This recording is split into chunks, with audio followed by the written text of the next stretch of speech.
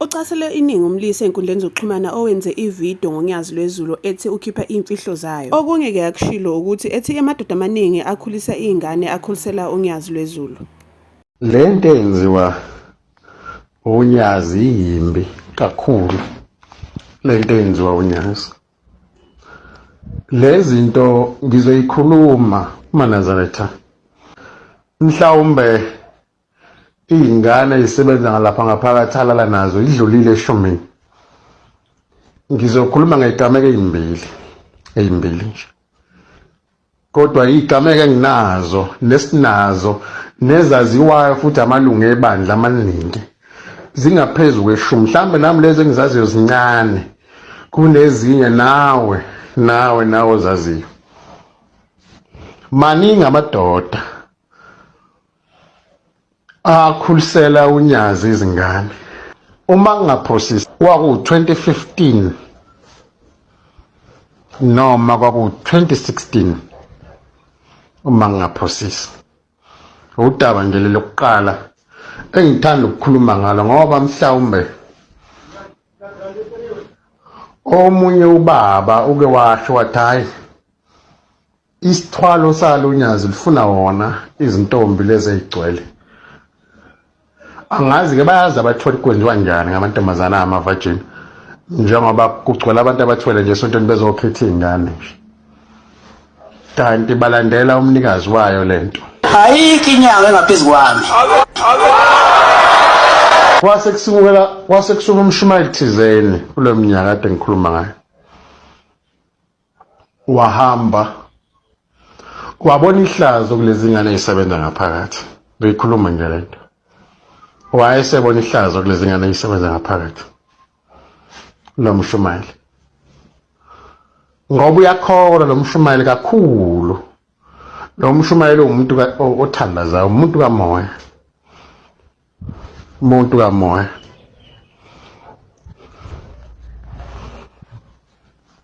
Wayesesuka lo mshumayeli.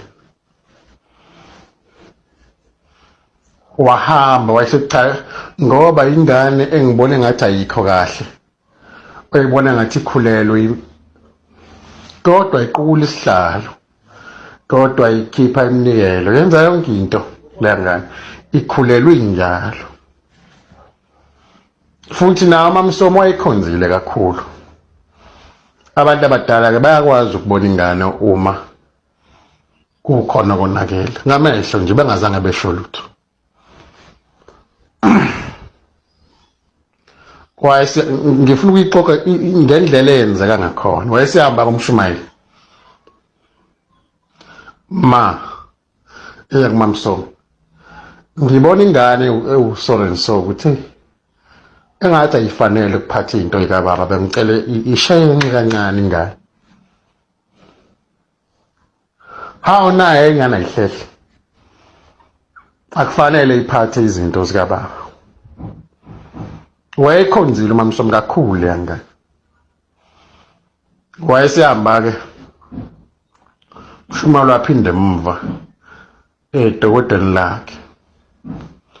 Kusenjalo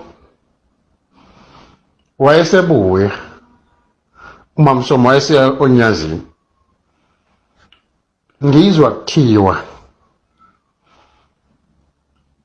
lo mntwana unozibanibani unje ukhulelwe kanje.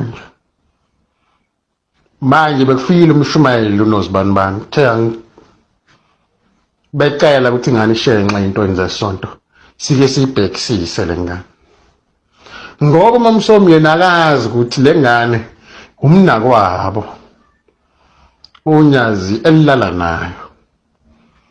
Ngaleso sikhathi lo mntwana engikhuluma ngayo wayesekhethiwe enye insizwa nje engengize ngisho ngoba yagcina isiganile khona lapho KwaZulu.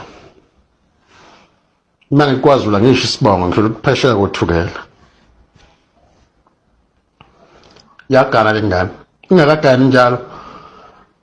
Kuhamba isikhathi uNyazi linodokotela walo-ke. Olugilela lemkhuba siyamazi nanokuthokupi wenzani. Base beyithatha ingane so nalo dokotela sakhishwa isisu salo njalo unyazi, sakhishwa isisu sengane, kwabizwa umshumayeli emva kwey'nsukwana ezimbalwa zomshumayeli wesiyafika. Ya mshumayeli, le mntwana akanalutho. Njengoba engenalutho-ke kufana nokuthi usumthukile mshumayeli, ngoba akho sisi esikhona. Manje hlawula-ke mshumayeli iy'nkomo ey'mbili ney'mbuzi ey'mbili, wayikhipha lo mshumayeli, wayikhipha lo mshumayeli. Abaningi khona ngaphakathi bayazi lento engikhuluma ngayo, futhi bayazi naleyo ngane engikhuluma ngayo ubani. Umama Msuma wayeza ngelinye ilanga ethatha iwashing yakhe yonke ayihambise emzini wayo leyo ntombazane ukuthi imwashele, ayinele, imenzele yonke into. Mase ngibeka kanjalo bazobona abantu ukuthi ngikhuluma ngobani. Wakwenzeka umshumayeli ekhokhela iqiniso. Kuthe kusenjalo kwasekuqhamuka ingane umngani wayo le ntombazane, naye ikhona lapha ngaphakathi. Hayi siyasixoxela, cha impela siphila ngayo le ndoda, isicekela phansi, yasilala namhlanje, ilala la kusasa, ilala la. Kuya ngokuthi namhlanje izwe umsa wayo ukuthi ushone kuphi, yenze njani. Hawu unkosikazi wakho uyayazi lento, eyangazi noma uyazi. Ngoba umkakho unesikhwele uzoyivuma kanjani into enjalo? Hayi nathi asazi, kodwa nje wenza okuthandayo ngendlela futhi athanda ngayo. Mhlawumbe sesingaphezu kwabantu abayisihlanu asesikhephisa izisu. Hawu nawe futhi, yebo nami njalo. Bese kuqhamuka amagama njalo angasho unyazi ukuthi akuyeke ukucekelwa. Kufana nabantu makuthi ngiyenake eManazaretha, ngifuna ukukhuluma nani nje. Anoke nibheke wonke umuntu onyazini oyobika indaba ukuthi ngificelwa umfazi noma umkami ngimfice ngaseyona intombi, kodwa ngikhokhiswe zonke iy'nkomo kuthiwa iy'ntombi. Anoke ninake ukuthi lawo macala njalo watreat-a kanjani.